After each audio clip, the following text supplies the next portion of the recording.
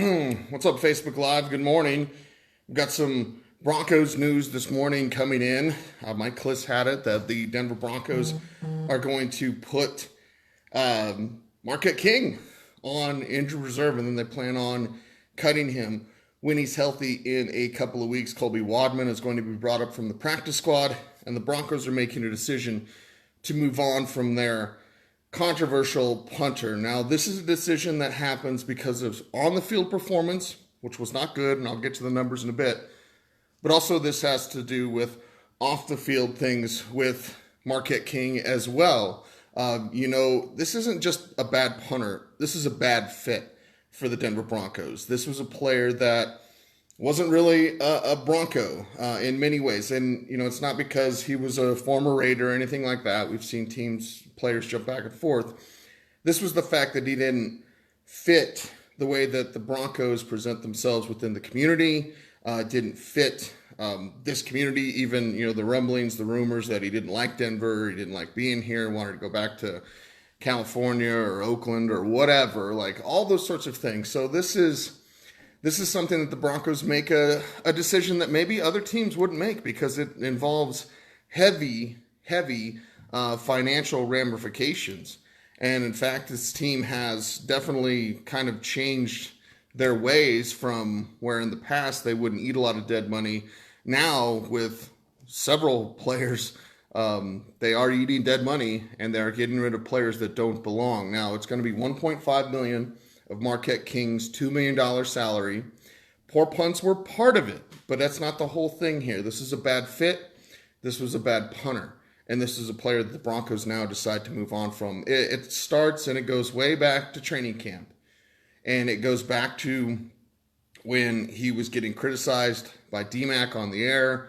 He sought him out. I was there. I saw the whole thing go down and how he, in a way threatened DMAC right there at Broncos training camp and had to be kind of separated a little bit, telling DMAC, keep my name out your mouth, all those sorts of things, being escorted away. And as he's walking by me, he yells back to DMAC, "I'm not like other punters around here, man." And I thought to myself at the time, like, you're the only punter here. But, you think, all right, this guy's a little bit different to deal with. We had been told from PR that he had a no autograph policy, so he wasn't going to sign autographs. That was also something at training camp where you see guys go over to the fans and sign autographs and all that. We know, he doesn't like to talk about football. And my God, how many people broke their arm patting themselves on the back saying that we got a good interview out of him after he had basically been rude to Brandon Stokely and also to Zach Bye, of course. And they gave him opportunities, to tell us about Marquette and all this. And they tried to do the right things. And that's where this really began, actually, was that interview. It was before that caused DMAC to, kind of say some things about him on the air, which were due from time to time. And you see how that kind of kicked the ball rolling down a certain way. We know that he tweeted out that thing to DMAC. It's probably still on his Twitter with the eggplant, which is not an eggplant, and a little emoji face. I mean, I don't need to describe it, and I don't want to be lewd here on Saturday morning, but you know what he was saying. So all of these drama, all of this issue just for that, but you're thinking, okay, if he's a great punter and he's a great weapon, and I kind of want to also go back and laugh at everyone that was saying, like, what a great weapon he'll be. He's a punter. Punt the ball. Do your damn job. Stop dancing. I mean, this guy, again, was supposed to be better than this. And this is where we come back and we praise the Broncos for making this transaction at first, because on paper, it seems like what a great idea. On paper, again, just based on numbers, based on data, based on the need that you had at the punter position, at least you thought. I mean, Riley Dixon wasn't a terrible punter. He's not the greatest punter ever, but you felt like at altitude, you take that leg and that guy and put it here in the Mile High City and have him kicking it left and right, and it would be such a weapon for this team. And you saw it highlighted a couple of times this year, certainly the Ravens game, but that Chiefs game, man, I mean, that's when you need your punter. And anyone that listens to the fan knows that I don't like talking about punters at all, but it's that situation where you need your punter. You need him to come through in that game against the Chiefs to give you some distance, to give your opponent more field to have to drive down. Maybe there's some sort of fumble on special teams because of the hang time, all these sorts of things, and it just wasn't happening. It just wasn't happening with Marquette King. And here was a guy that, and listen, I've been around the Broncos since Clinton Portis was here. I remember Clinton Portis being kind of a beat of a different drummer guy, and that's cool. I thought Clinton Portis was a great personality. So I get that every player is not going to be the yes sir, no sir type of football player. I understand that. But when you have a player that's, pretty standoffish, unless you're talking about video games or whatever, and I do know this just from the people that I talked to around the team, that whole video that he did after the Raiders game, and he had Chucky, and they had the money on the Chucky doll, and the money was burning, and he's on top of a parking garage. I don't know, dude. You clearly don't really want to be a punter. Go be a movie director. And listen, all that doesn't matter. But I'm going to praise the Broncos for making the move initially, because on paper you think you have that need. You think that this is the best way to do it. You think this is what will work for you. You think it's what you want for your team.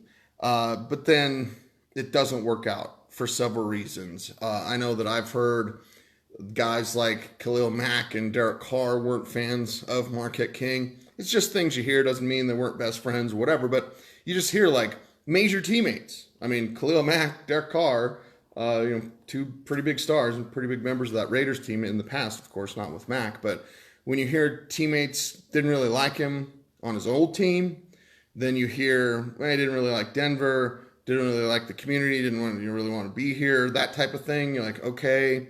Then the whole, interview with Stokely, and just, come on, man. If you don't want to talk about football, just come out and say that and then, move on with it. And just the embarrassing situation.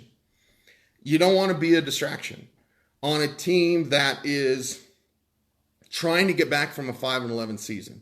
Listen, the Broncos cannot afford to have any stumbling blocks. They can't afford to have anything kind of, trip them up a little bit. Every win is so critical. I mean, I know we're all disgusted from the Chiefs game because it was right there and you had it. And it sounds silly, but that punt at the end of the game could have helped your team out. Could have been better for this Denver Broncos squad. And, when you look at, and my computer is freezing here. I'm kidding, because I'm actually looking up punting statistics. Again, I don't really care about punters. I don't like talk about punters, but he was 23rd in the league. 23rd in the league. Where's Riley Dixon at? We know he's not going to be that bad. Riley Dixon's 10th in the league. Riley Dixon has a 47.8 yards per punt average. Marquette King has a 44.05 yard per punt average. That's 23rd in the league. So again, you've got punters averaging in the 50s. Cameron Johnson from Philadelphia is leading the league at 51.45 yards per punt average. I could give you net yards per punt, all that. But just know this. The guy you got rid of is twice as better than the guy you got now. And the expensive guy that you got now. And this is another where I'm going to praise the Broncos. Listen, they didn't mess around. They didn't waste time. They didn't think, we can't do this. And thinking with their pocketbook first. You see a lot of teams in the NFL do that where they keep a guy around. You were in a way forced to do that with Paxton Lynch. I've heard that it'd been about a year when John Elway changed his mind on Paxton Lynch. Probably been a little bit longer than that. But you give a guy enough time, you see what you can do. There were salary cap ramifications for getting rid of your former first-round pick. There were salary cap ramifications for getting rid of Menelik Watson, your whole right tackle. That's what John Elway called him.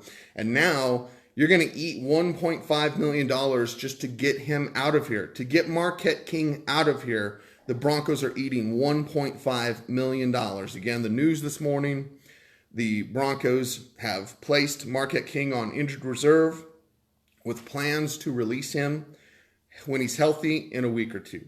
And then Colby Wadman's going to be brought up off the practice squad, and he'll punt on Sunday against the Jets. And, Not that I was breaking down Cal Davis, where's he from? Cal Poly, whatever it is, for Colby Wadman. Again, I don't pay much attention to punters, but I would bet that Colby Wadman's going to have a better day punting the ball than you saw from Marquette King. So this is a big decision for the Denver Broncos. It's the right decision for the Denver Broncos, though, and that's at least, you notice things are different this year. I've said that. I noticed that at the scouting combine, or even at the Senior Bowl, really. The Vance Joseph is different, and we know a 2-game losing streak. I mean, you can't lose this game against the Jets. You can't. It's teetering on the edge.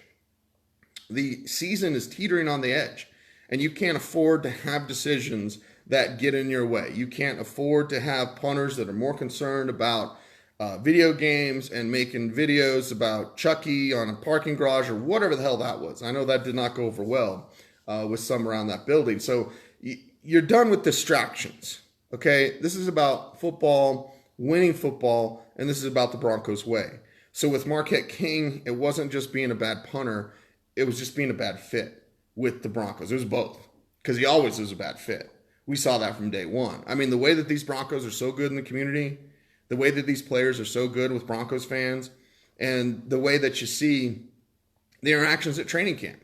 I've interviewed thousands of players, and yes, there's been some gritty situations, but nothing like we saw from Marquette King, especially when talking to a 15-year vet like Brandon Stokely. I mean, I quite frankly was insulted that, you would treat a fellow NFL player like that. And it's not like Stoke is, trying to get this big expose on Marquette King, just trying to talk a little football with him. And the guy has to act like that. And then the whole DMAC thing, and we see the picture of, DMAC with the crossed arms and Marquette King kind of up in his face and PR getting in the way. I mean, it was just embarrassing. Marquette King was an embarrassment for the Denver Broncos. And now Marquette King is not going to be a member of the Denver Broncos because you're not doing it the Broncos way. You didn't fit. You didn't fit. He is not a good fit for the Broncos, and he's not a good punter. So the Broncos decide to move on, and it's going to cost them. But you praise the Broncos for making this move in terms of initially because you think, hey, this could work out. You also praise the Broncos for making this move because now it didn't work out. He wasn't a good fit. He was an embarrassment for your team. He was a distraction for your team. And he wasn't getting the job done. The on-the-field stuff was the icing on the cake. And when you're not getting it done in key situations and part of 2 losses, in the Baltimore game and the Kansas City game, they are going to move on. It's called not for long for a reason. And Marquette King just found out how much time he doesn't have left in Denver.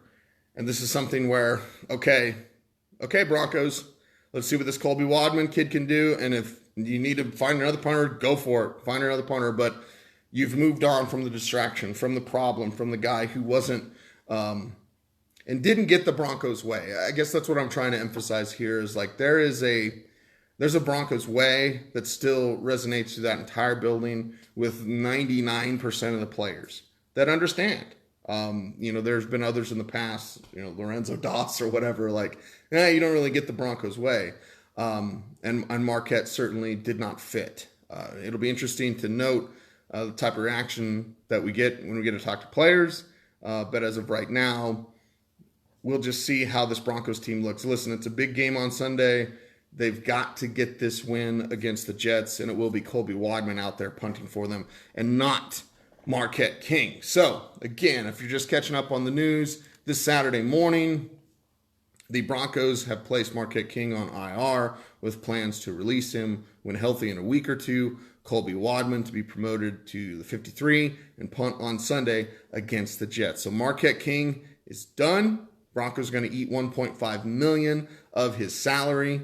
And here we go. New punter, new direction. And, time for the Broncos to get back on the winning track. Of course, your best Broncos coverage here on Sports Radio 104.3 The Fan. And, all right, Broncos country, here we go. I'm Cecil Lammey saying, have a great weekend, everybody. Stay tuned and stay frosty.